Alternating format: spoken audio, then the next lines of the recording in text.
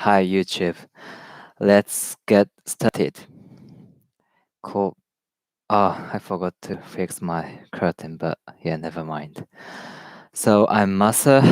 It's 6:19 in the evening, London. Alexa, what's the weather?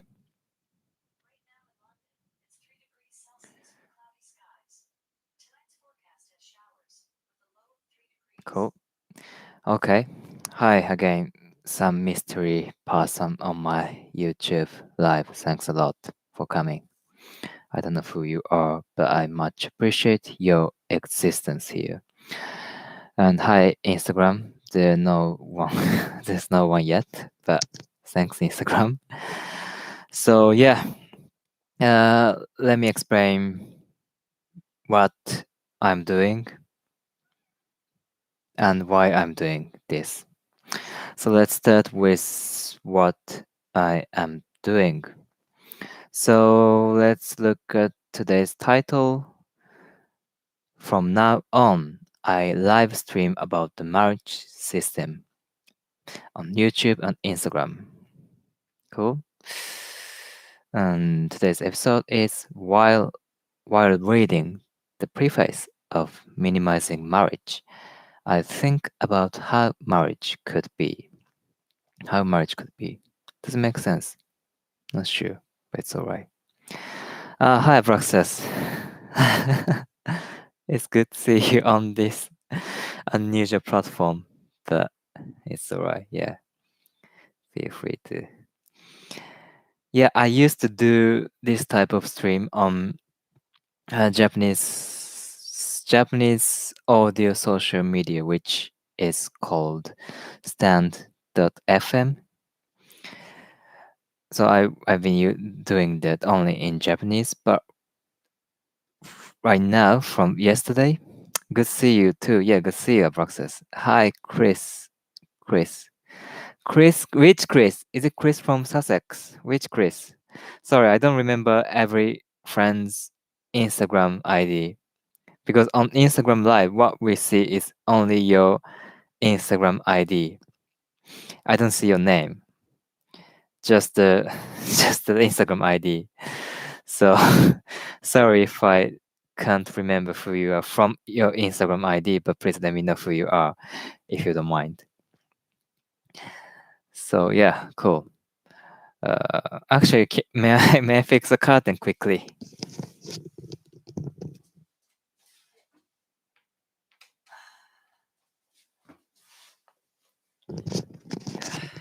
Sorry, that's better. So Chris is saying today I learned a new language. Okay, cool. What's the language? Tell me. And yeah, I'm a bit fussy about how the curtain looks like. It looks the same, but to me it looks different. So yeah, I will talk about. So I will use some material every other day. So Japanese, English, one live stream every day. But if you're Japanese speaker, you can just come back every other day. If you're English speaker, you can come back every other day. If you can understand both, feel free to come back every day. No, not every day, but when you have time. Thanks. So that's what I'm going to do.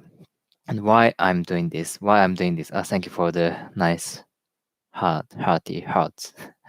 Why I'm doing this. Okay, I am interested in the marriage system as a phenomenon. Is the word phenomenon. So I'm interested in the marriage system as a phenomenon. I'm interested in its history. I'm interested in why it's like this, and what I'm interested in the difference between the regions, like global regions. What's the like difference, and what's the common things across the different geographical regions. And also with my co-founder Daiki, we are I am working on we are working on a project which attempts to open the shape of marriage, partnership, and family. We are working on a project which attempts to open the shape of marriage, partnership, family. Or we could say we are working on a project which would suggest another option to marriage, partnership, and family. So that's why I do. So let's dive into today's material. So it's 5 minutes past. So yeah, let's get going. So yeah, today I will read the preface of the book called Minimizing Marriage. Minimizing Marriage. Marriage, Morality, and Law. Studies in Feminist Philosophy. Minimizing Marriage, Marriage, Morality, and the Law. Written by Elizabeth Brake. Written by Elizabeth Brake. So that's the book. So let's read the synopsis. Synopsis? Sorry, I'm not sure about the pronunciation of this English word. Synopsis, right? I'm not sure. May I look at Oxford Dictionary quickly? Sorry, I'm not very used to the video-based, live stream. I'm used to like audio-based live stream, but hi, Cockwomble. Hi, Cockwomble again. Thank you for coming along again. Synopsis. Okay, synopsis. Yeah, I'm not very used to the video-based live stream. That's why I kind of I became a bit fussy about the curtains condition. Anyway, let's get relaxed. And let's start reading the synopsis. But it's alright. It's okay to just. I'm now on the Amazon UK website. I'm not going to read the word by word of the book because you know, what's the word? It conflicts with the copyright laws, right? So I'm not going to read the book word by word, but I'm assume it's okay to read the synopsis on the Amazon UK product page. Thank you, Cock One, before the sum up. Thank you. Cool. Okay, let's read the synopsis. Even in secular, sorry, there's so many words I'm kind of not confident regarding the accent. Secular, not secular. Secular, okay, secular. Let's lower the volume. Secular, yeah. Even in secular and civil context, marriage retains sacramental connotations. Sacramental connotations. Sacramental means like sacred, right? Sacramental. Yeah, sacred. Of sacred. I'm not sure about the definition. Sacramental connected with an important ceremony such as marriage. Okay, sure. Yet, what moral significance does it have? What moral significance does it have? No, I'm not sure. So let's keep reading. The book examines its morally salient features: promise, commitment, care, and contract. Promise, commitment, care, and contract. With surprising results. Okay? That's what this book examines. Cool? Sounds cool. In part one, the demoralizing marriage. Essays on promise and commitment argue that we cannot promise to love, and so wedding vows are mostly failed promises. We cannot promise to love, and so wedding vows are mostly failed promises. And that marriage may be a poor commitment strategy. That's very interesting. I find it very interesting because what this says is exactly same as what the Japanese marriage situation is. So even though this book was written by, I'm not sure where uh, Elizabeth Blake is from. But what I know is her BA is in the UK, and her PhD, sorry, her BA was in the UK, and PhD was in Scotland, and now she is a professor in the American university. Which university? Let's Google it quickly. So she is the professor of, I'm pretty sure, Arizona State University, I guess. Google again. Let's break. Okay, here's her website. So it reads as I'm a professor of philosophy at Rice University, where I moved from Arizona State University. Okay, she was a professor of at Arizona State University until recently, but she is now a professor of philosophy at Rice University. Cool.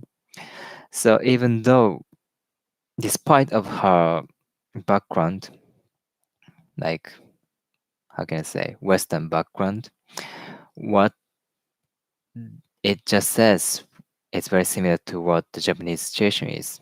Like at weddings, we say, I'm not sure how you say in English, but we say like love. So we will love each other forever until the death will part. Is the right way to say? Until death do us part かな until the death do us part. Anyway, I don't know how you actually say, but I assume that's correct. So yeah, we say the very same thing in Japan. I don't know why, but I guess at some point, the ideal wedding for Japanese people um, was very westernized. Westernized. So that's why yeah, we said very similar stuff. Is the right way to say westernized? Westernization, does westernization include the US? I guess so. I hope so. So westernization includes US and Europe, right? That's what I assume. So I'm a little bit sleepy, but I try my best. Cool, let's keep reading. The book The book contends with the most influential philosophical accounts of the moral value of marriage to argue that marriage has no inherent sorry, my pronunciation is so poor. I apologize for my pronunciation. No, more about my accent. Inherent, okay, inherent, not inherent. Argue the marriage has no inherent moral significance. Okay. Further, the special value accorded marriage sustains amatonormative discrimination. Amatonormative discrimination. What is amatonormative discrimination? Amatonormative. I'm sure I'm allowed to search amatonormative on dictionary, but it's not there. Maybe because it's too expert word. So let's forget about it. Forget about the pronunciation. But let's keep reading about the definition of amatonormative. So amatonormative discrimination is discrimination against non-amorous or non-exclusive caring relationships such as friendships, adult care networks. Sorry. Let's read it again. Amatonormative discrimination. Discrimination against non-amorous or non-exclusive caring relationships. That's very interesting. Non-amorous. So non-amorous, I assume it means non-amorous means that is not related to love. right? That's cool. Non-exclusive. Non-exclusive means like not like only these people. It's open in some way. So that's non-exclusive caring. Non-exclusive caring relationships such as friendships, adult care networks, polyamorous groups, or urban tribes, right? I never can open these four fingers anyway. Urban tribes. The discussion raises issues of independent interest for the moral philosopher, such as the possibilities and bounds of interpersonal moral obligations and the nature of commitment. Cool? So that's the first. Okay, that's too long. The synopsis is too long. So let's just dive into the preface, shall we? Yeah, we should do that because I'm getting sleepy. What time is it now? 6:30, but I woke up too early today for some reason. So yeah, let's just dive into the preface, right? Preface.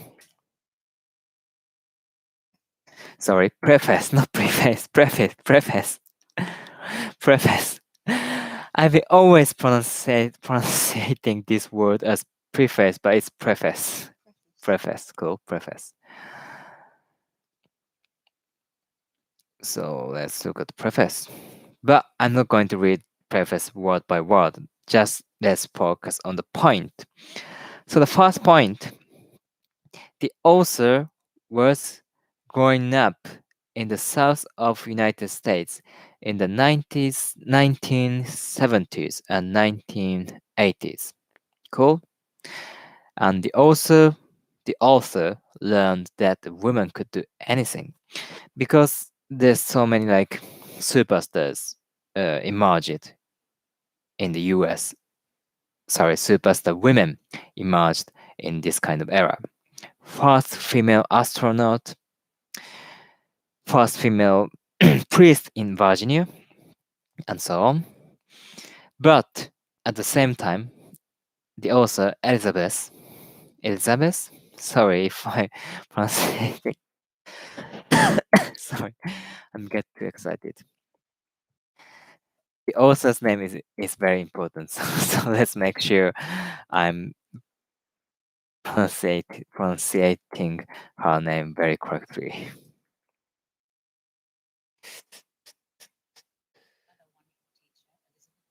Elizabeth, okay, Elizabeth, that's fine. Pronunciate, pronunciate.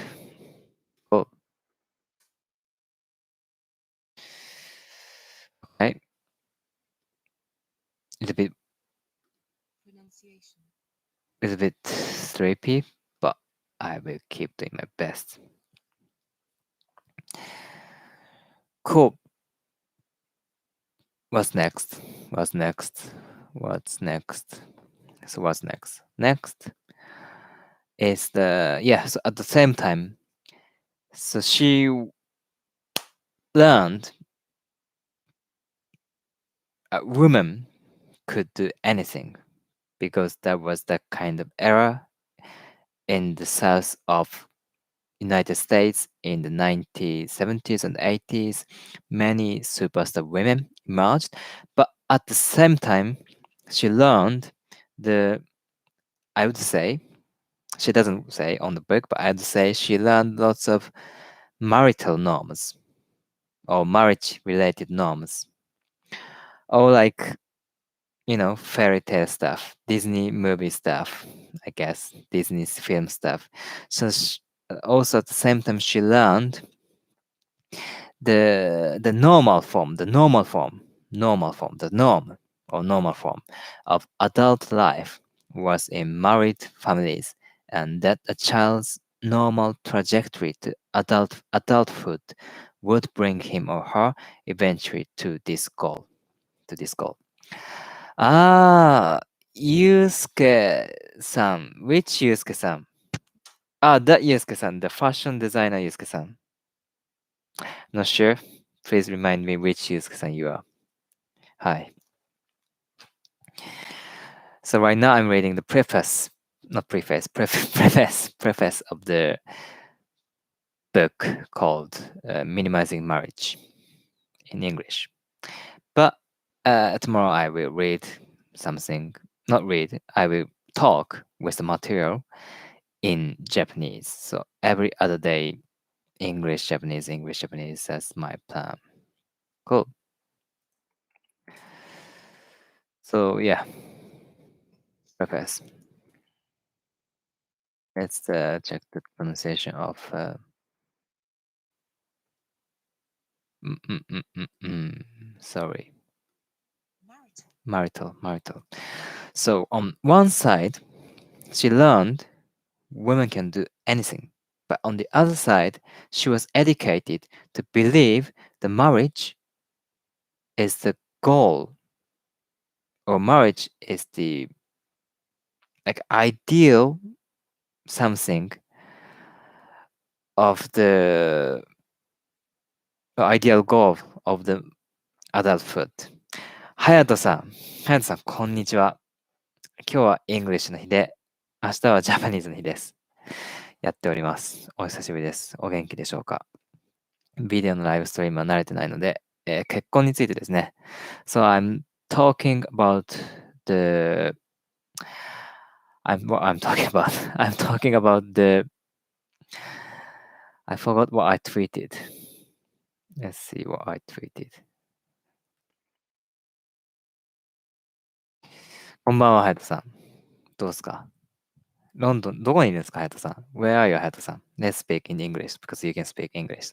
Where are you, 隼人さん That's my first question because I don't know where you are. You should start Clubhouse, 隼人さん I'm sure I'm having so much fun on Clubhouse these days and I'm sure you do very good speaking your stuff on Clubhouse. So anyway, let's forget about Clubhouse. We are now doing Instagram and YouTube. So yeah, I'm talking. So I'm thinking and talk. I think and talk about how marriage could be with the material every day. So today's material is preface part of the book called Minimizing Marriage, written by Elizabeth Brake. And apologies for my many broken English accents, but I will keep doing my best anyway. So yeah, that's the stuff. So on one side, superstar women in 70s and 80s in the US.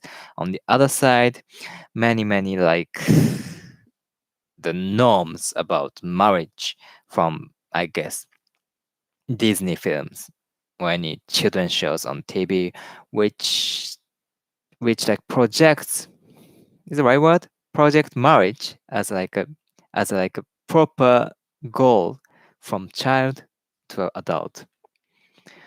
I'm getting excited and let's drink water. Okay, so Hayato-san, I'm in London.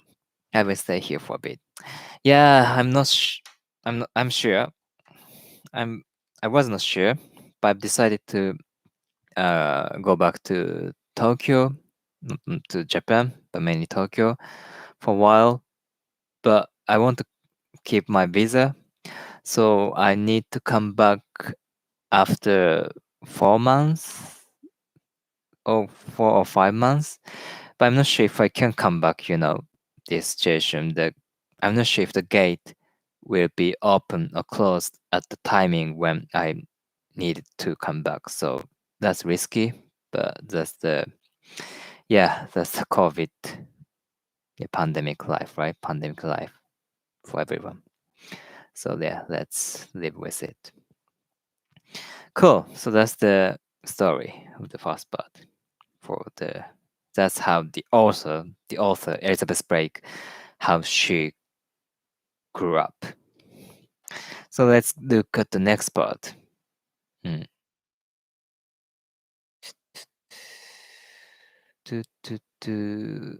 Okay, so to her, the women. So I guess I'm not very sure, but she is some kind of marriage expert, and she used to have some kind of shows.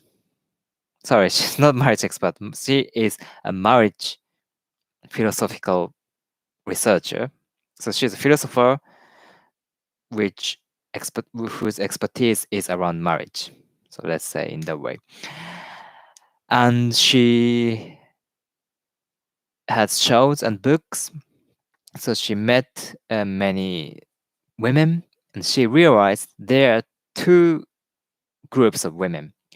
First group, the single career woman or adventurer, whose adventures typically ended in and with marriage.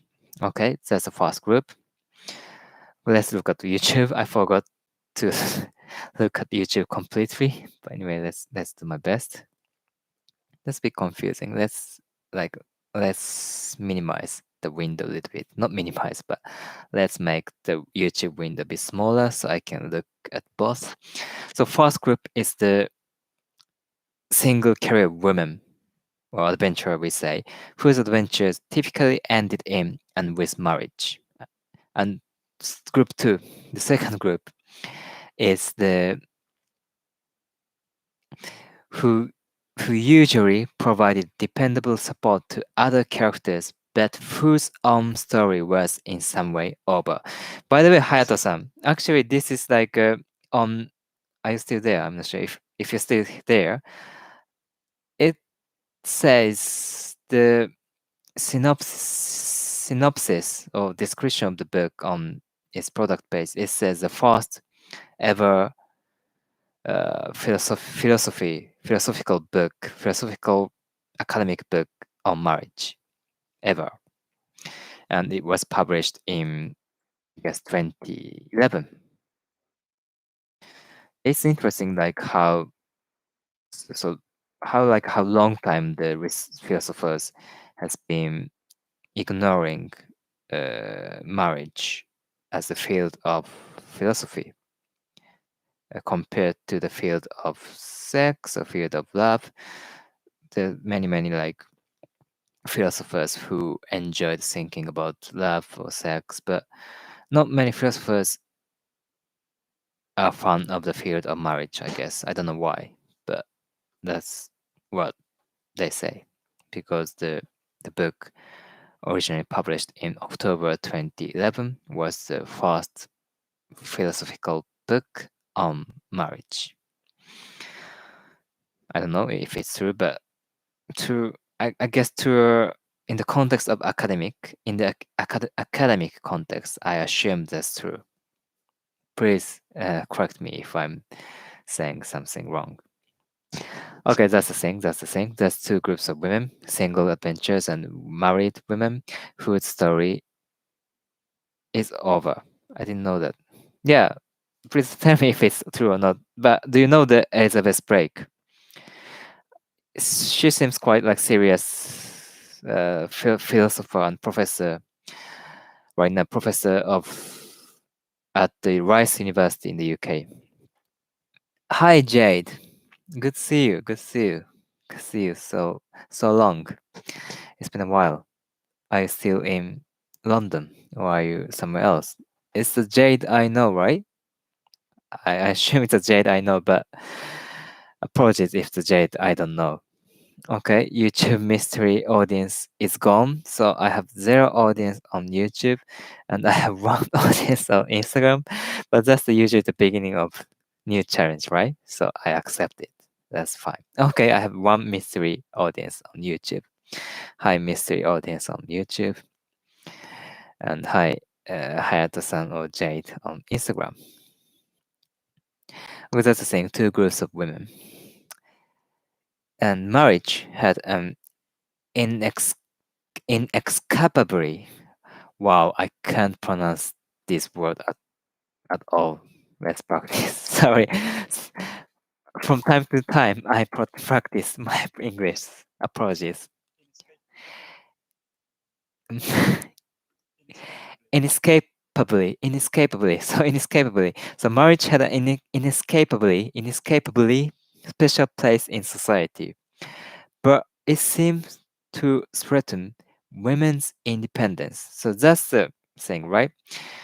Not to everyone, but to many women, as the author says, it seemed to threaten women's independence. I don't know if you agree or not, but that's what the author views. The to author to the author, marriage system seem to threaten the independence of women. So let's keep reading. Not reading, but let's keep quoting. It also seemed to require leaving best friends behind, or relegating them to the sidelines, relegating them to the sidelines. Something she wasn't sure about. But there is a good episode in this preface. I like this episode, so let's dive into this episode. Across the street of her neighborhood, I don't know what age, how old she was at the time, but in her childhood or teenage, across the street lived two two elderly widows, cohabiting for companionship. Two elderly widows cohabiting for companionship across the street of her house. And these women, an endless source of good food and stories, seem to have it right. So seem to have a very good time and good life. So yeah, basically, these two widows look seemed very enjoying the having fulfilled life together as a cohabitant partners, cohabiting partners. Yeah, so that's the question struck her head. That's when the question struck the author's head. Why couldn't adulthood involve domestic cohabitation with a best friend rather than requiring postponement of such a household until widowhood? Why couldn't adulthood involve domestic cohabitation with a best friend rather than requiring postponement of such a household until widowhood? So basically, why we have to wait until our spouse dies to live happily with a best friend? Kind of makes sense, right? Kind of makes sense. Maybe not to you, but to me, it makes sense to a certain extent. By the way, is the spouse is it countable? Spouses? Is the word spouse countable? Let's Google. Is the word spouse countable?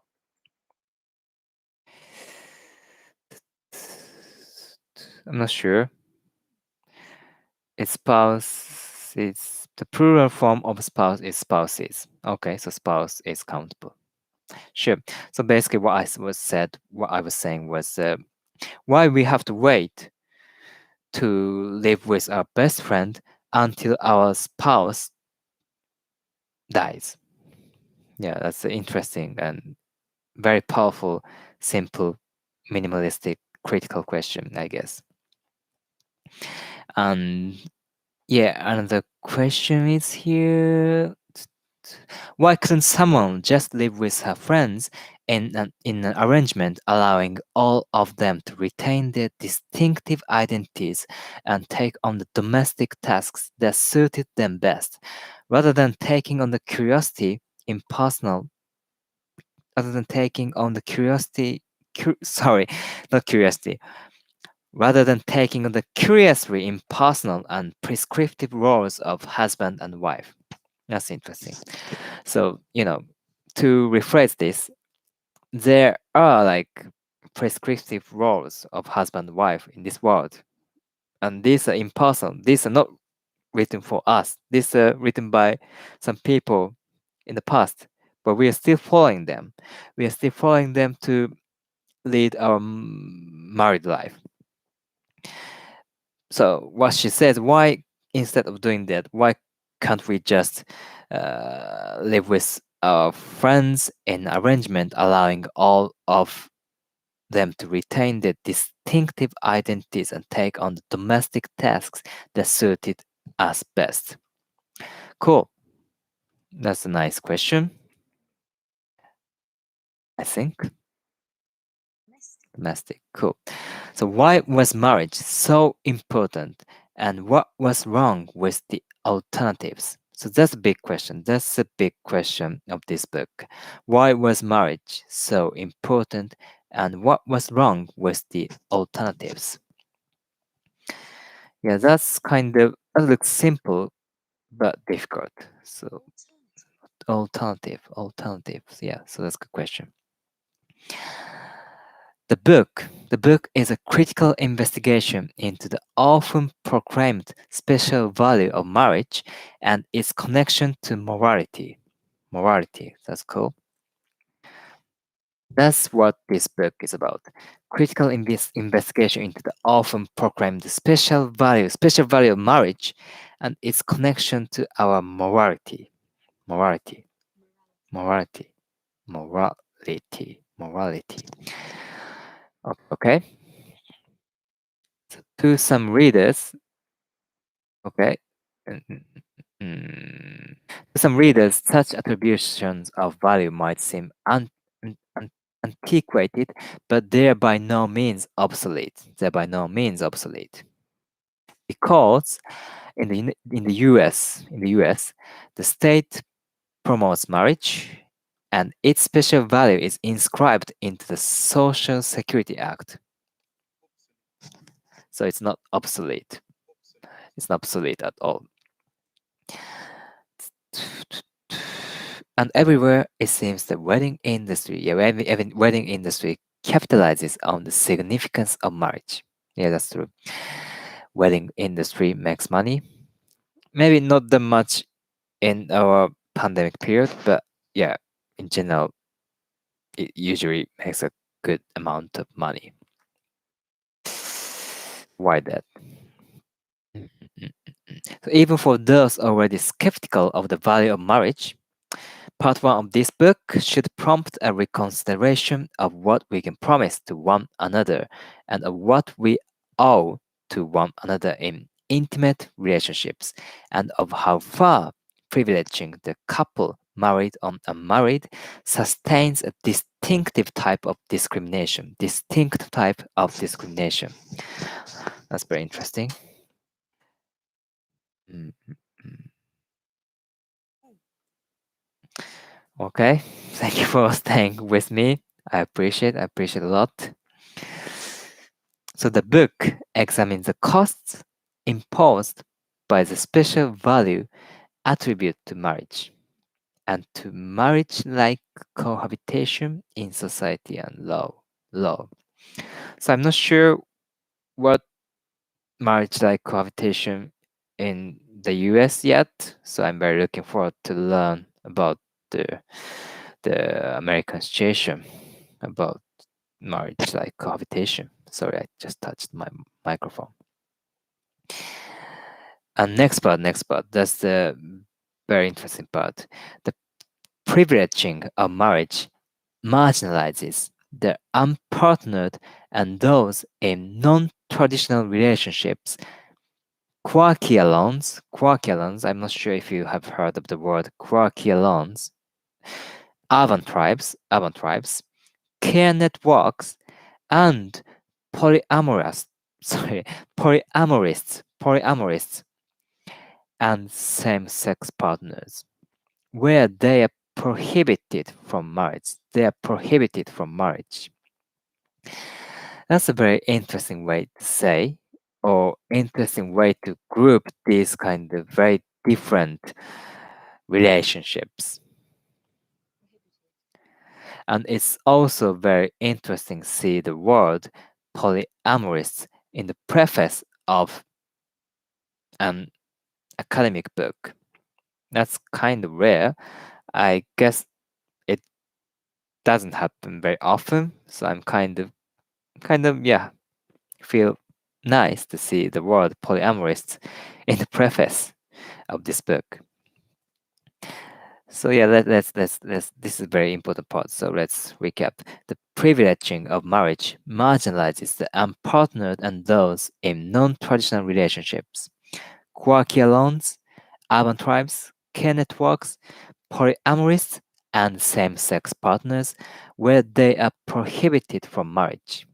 Cool. This privileging also brings special costs to women. Women. This book is an attempt to bring those costs to light and suggest solutions. That's cool. That's very cool because usually w- why so solutions. Okay. So what I am impressed by is this. Usually the academics books are great, but academics books are usually very good at yeah, good at bringing costs to light. They're usually good at bringing issues on the table. Academic books. Hi Hugo. Hi Hugo. So academics books are usually very good at bringing issues on the table, but usually they don't. Not usually. Sometimes they don't suggest solutions. So I'm very happy suggests this book suggests solutions as well. Solutions as well. Sorry, I'm a bit fussy about my pronunciation. Solutions. Cool.